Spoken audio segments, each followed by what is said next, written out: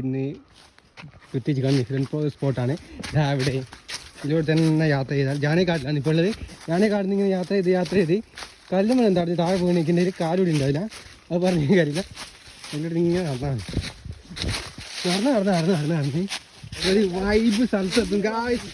ഇത് പണ്ട് കുടിയാന്മാരുടെ വീടായിരുന്നു ഇത്.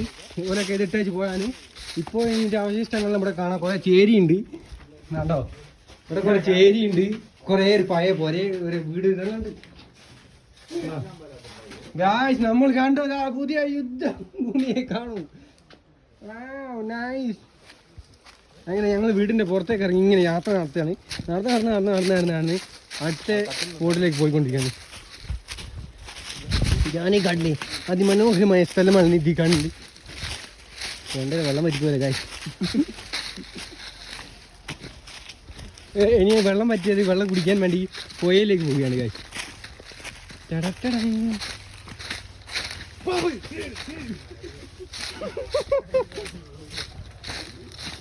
പാമ്പ് കടിച്ചു കഴിഞ്ഞാൽ പാമ്പ് കത്തു എന്നെ കച്ചാൻ. അത് നോക്കിയേ സീനുണ്ടായി. എവിടെ ഒരു ബ്ലോഗ്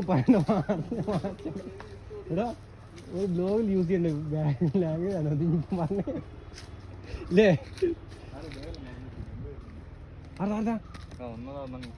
ഏതോ കപ്പിൾസിൻ്റെ 2 ബാഗ്.